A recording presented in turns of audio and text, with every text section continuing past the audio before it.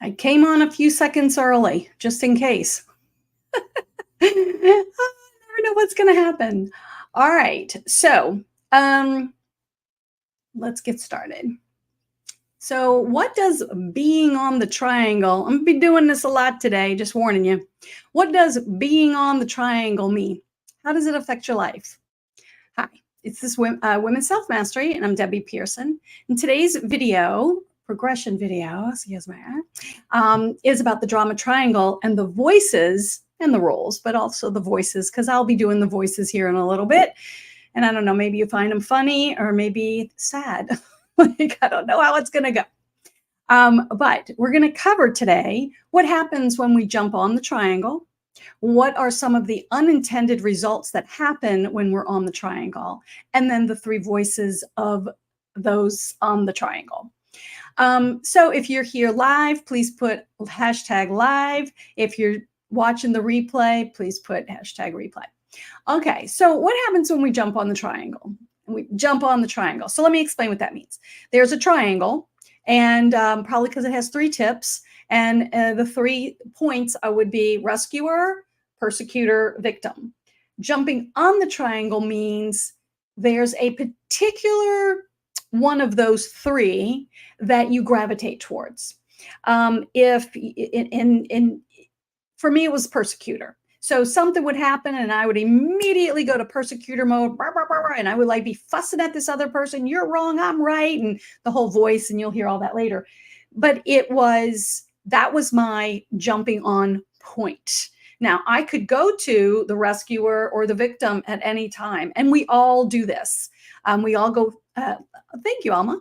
And we all do go to the 3 different ones, but we have one that we seem to gravitate more towards that one. So let me talk about what happens when we get in there. So when we find ourselves on the drama triangle, it means we have become caught up in some sort of unhealthy dynamic or pattern of interaction.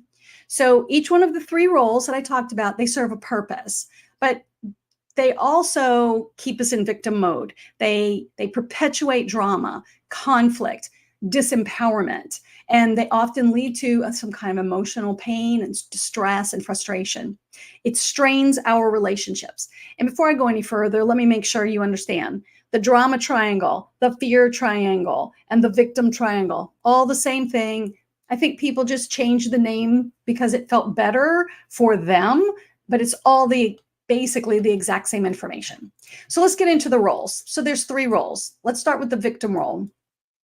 If a person steps in, and I'm going to show you the triangle here in just a little bit, but it's got a lot of words around it, and I didn't want you to get like caught up in that. So in the victim role, we tend to feel very helpless. Life seems to be hopeless. We're very powerless, overwhelmed.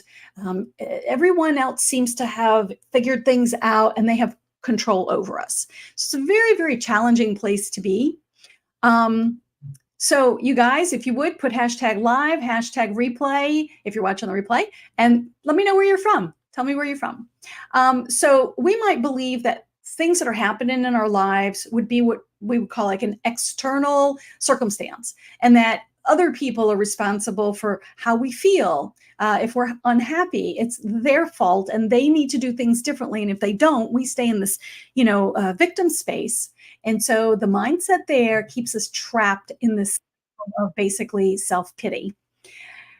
Hey, Casey. Yeah, great to be here. Great. Thank you. Glad you're here too. So we look for, sticking with the victim role for just a second, we have a tendency to look for sympathy from other people. Oh, did you see that? What do you think about that? We're always trying to get something from them while we're in the victim role, as if we are trying to validate our powerlessness. But then we feel bad about being in that space, right? Okay, so hold that. We're going to go to the second one, which is the persecutor role. Now, in this role, the person has a tendency to be very critical and judgmental towards other people. Sadly, that was me. I'm proud to say I've moved beyond that. I think all the way. Who knows? Maybe not. I mean, it could come up, but for the most part, it's dissolved, it's gone. But when I was in that mode, and when people are in the persecutor role, we lash out at other people. We blame them. We shame them. We belittle them. We believe that if we are dominant and we exert our control, that actually we can protect ourselves. Because in reality, that role is also a victim role. So it's a victim role because I might lash out at somebody, or a persecutor would lash out, you're wrong, I'm right, and you should do it my way. But if they say no, we have no recourse. We shut down. We don't know. We might yell louder, but they may continue to say no. And we're really living contingent that they will be so scared of us that they do what we say. Okay? Hold that. So now we got the victim and the persecutor. We're going to do the rescuer. It doesn't matter which one of the 3 points. They bounce around. It doesn't matter. It's just a visual. So the rescuer role is interesting. We attempt to alleviate pain and chaos. And so what we do is we try to save others, fix others, try to make things better for others. Like, if I pay attention to you, I don't have to look at my own pain, right? So we are doing it at the expense of our own well-being. And so we have a tendency to say, you know what you should do? Or we might say, oh, come, let me help you with that. Do you want me to do that for you? I did that a lot. Like I said, my dominant is the persecutor. But I can remember, like, something would happen. Let's say my brother left something here and my mom had asked him a bunch of times to get it out of here. And he would say, okay, or I can't, or whatever. And she would complain to me. Oh, and she's victim, in the victim role.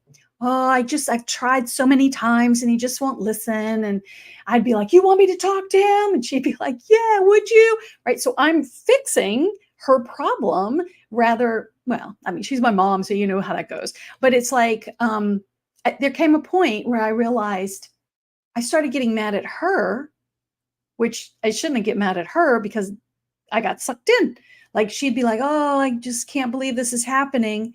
And I finally came to a point where I would step back and go, yeah, that's got to be really hard for you, rather than stepping on the triangle going, I'm going to fix that, and becoming the rescuer or the fixer.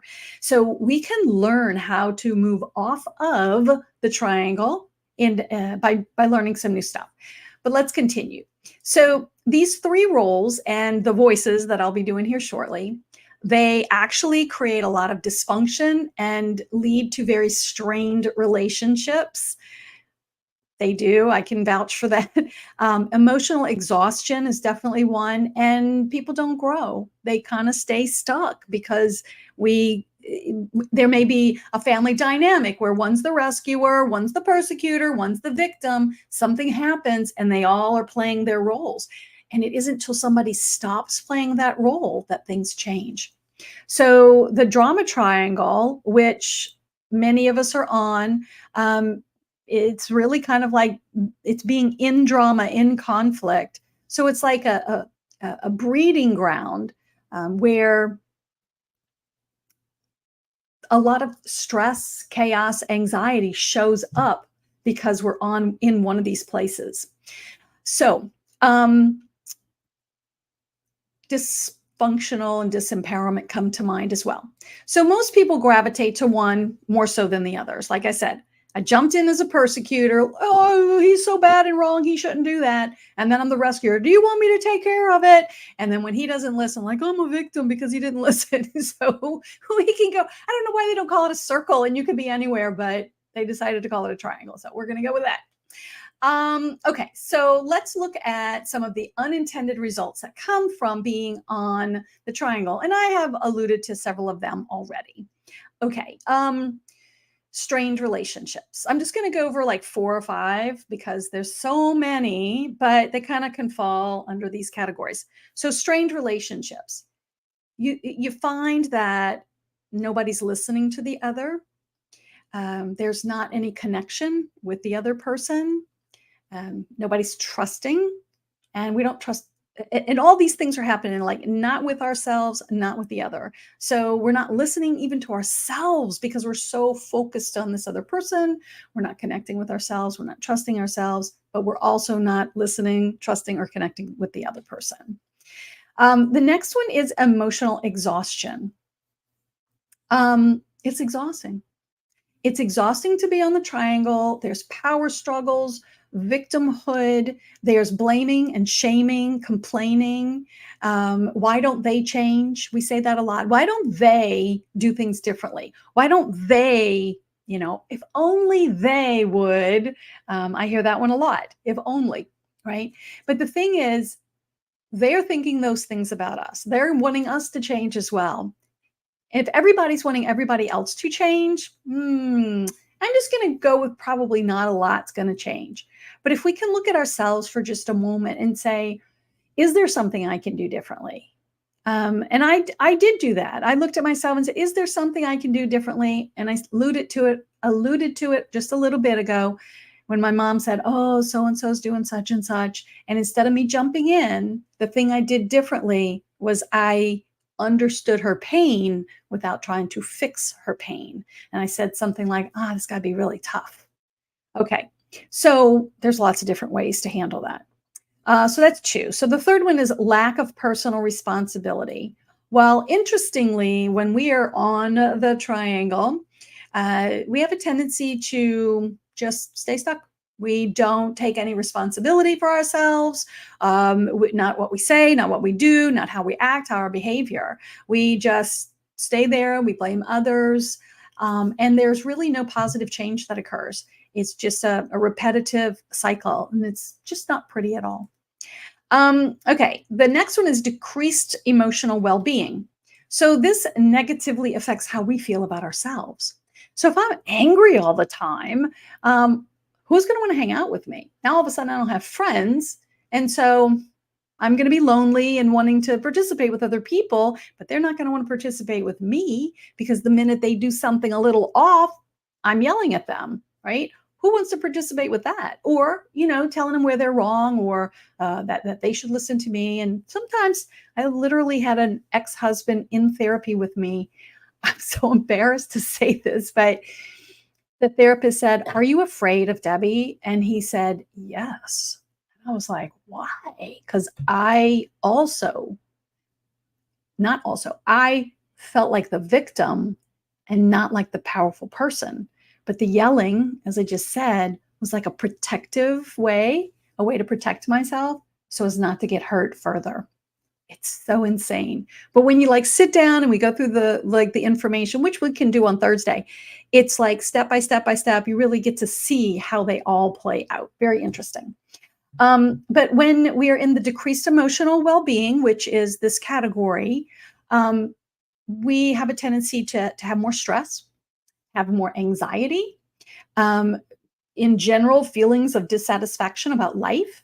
And it's really challenging for us to cultivate this inner peace inside.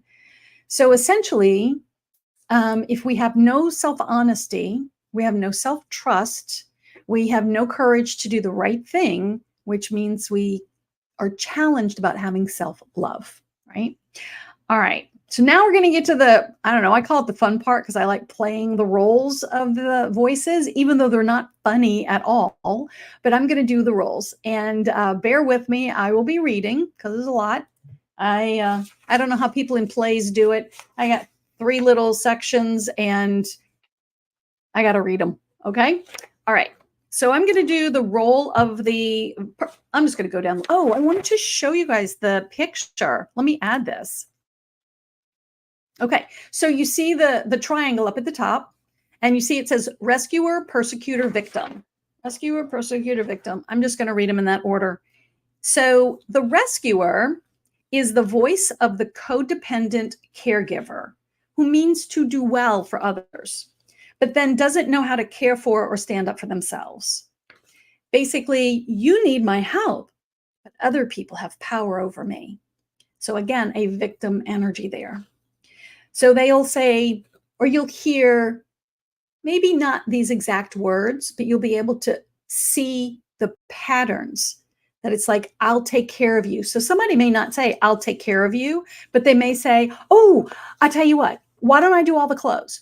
Right? So that's their way of saying, I'll take care of you. Okay, I'm going to make things right for you. I have the answer. I can fix things. I do for you what you could do for yourself. I always care for others, for me. I only wish that someone would care for me. Always. Not so much anymore, but I used to. I act as if I have no needs of my own. I used to be like, oh no, I can do everything on my own. Maybe if I help you, I'll feel worthwhile and I'll feel like I have some power. I often think I'm not enough as I am. I'm a good person. I'm not mean, but I often complain, act like a martyr, vent, and I might even talk about you behind your back. I mean, I think I can't afford to be afraid, so I can't see how fearful and defensive I am. I won't take responsibility for the way that I think, the way that I act, or the way that I feel. And when the chips are down, I may try to control and manipulate, but I'm there for you. So, in a nutshell, one liner is basically, I'll help you, help you, help you. Wait a minute. How do I stand up for myself? Hope somebody will save me. So, that is the voice of the rescuer. Now, I'm going to go for the voice of the persecutor. It's challenging to not say prosecutor. I don't know why, but the voice of the persecutor is the voice of the tyrant, the bully, that critical parent that you may have had. There's a culture of dominance and violence that we accept as the way it is. I have power over you. I did that a lot. I'm right, you're wrong. I have the right to judge, dismiss, and punish. I insist, I know that my way of seeing things is right. I was really bad about that. You should change. You should do it my way. I don't have to change. I'm bigger or smarter or richer or whatever than you are. I know what's best. I set the standards and the rules. And if I scare you, your problem. I take charge. I'm in control. The results and that bottom line, my results and my bottom line, that's what counts. I hide my fear by being a bully. Fear. Got it. Okay. I'm a coward, but I can't let anybody see that. I often hurt people without realizing it. And as a caveat, because I'm trying to protect myself. That doesn't make it right. I'm just explaining. I can appear to be cruel. I count on you not to stand up to me. If you do, I'll attack, blame, deny, and justify that I am right. So in a nutshell, a little one-liner, I'm right, you're wrong. You should do as I say. If you don't, I'll put you down, I'll hurt you, or I'll punish you. That was my main point where I would jump in. That was bad. That's not good. That's not healthy. I don't know about bad. We got challenged about that. Okay. The third one at the point, the bottom point, is the voice of the victim. The voice of the victim is a culture of subjugation, compliance, and violence that we accept as it's just the way it is. And essentially, I feel like I have no power. You run the show. I have little, if any, choice. I know you'll attack me, put me down, and deprive me of what I need or want if I speak up. I comply out of fear for our relationship, my job, my support. My future is in your hands. But you won't listen anyway. I make excuses for the way you treat me. This isn't fair. It shouldn't be this way. I can't have what I want, so why ask? I can't think of how to say what I want to say. It's like caught. I'm trapped. I can't stand up for myself. I don't trust you. You'll make me out to be a fool. My thoughts and feelings circle around fear, pain, frustration, anger, and they're all mixed with guilt and shame. I often feel hopeless and helpless. I blame you, whoever you is, everyone, when things don't go my way. It's your fault and your fault or your fault, or how could I help it if the traffic was there? It's always someone else's fault. I hope someone will save me. I deny and try to hide all of this from myself and from you, all while I'm putting up a good front. So in a nutshell, one-liner is, this isn't right. It shouldn't be this way. You have the power. I have none. I'm alone. I'm trapped. So those are the three voices of the victim on the victim triangle. And when we are in the state of victimhood, no matter which one we're in, it's just painful because we don't want to be there. We don't like that we're there. More often than not, we don't even know how we got there. I mean, we may be able to point to an incident. Well, that thing happened and here I am. But it's like, why do some people get on the triangle and other people don't? What happened in our lives where that's going on? So a lot of times we think that's just the way it is. I don't know how to fix it. I don't know how to change it. The reason why those words may come to you is because in our culture, maybe even overall in the world, this information about how to move ourselves off of the triangle, which sometimes people call it emotional intelligence.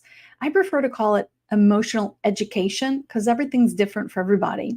But it's learning about what happened in our past. Why do we feel or act this way? I've come to know why I did what I did. How come I got on the triangle all the time? Why I would go to the persecutor mode first? Because I learned about myself. I did say persecutor, right? Okay. That I learned about who I am, where it all came from. And then I also kept learning about myself and I learned how to get myself off of it. So there is good news, right? And I mean, maybe you don't see yourself as much, or maybe you see somebody you know, because like so many people operate in the triangle, sometimes 24/7, maybe not, but a lot. So you probably know somebody that's on it. And again, maybe it is you because there's a lot of us that just don't have the emotional education to let us know how to not be there. But there is good news, right? We do have the power to break free of the drama triangle. Step one is what just happened. It's awareness. It's being aware of whether or not we happen to be somebody that gets on. So then we can recognize like our default roles and the underlying fears that drive those roles. Then, secondly, we can consciously choose healthier alternatives. If you can Google it, you can come join me in the Women's Self-Mastery community where we actually do work on things like this. We actually do activities and talk about it, and it's a supportive group. Women only, sorry. If a man wants to talk about it, they can, but they have to do that separately with me. And the third thing is if we step into the role of our own personal creator, some people call it creatorship. That means we can step out of survivorship and go into creatorship. That's when we begin to take responsibility for our own emotions, our actions, our choices. And that empowers us to cultivate healthier relationships, establish better boundaries, and grow personally and emotionally. All right, that's it for today as far as this video and the content for the drama triangle voices goes.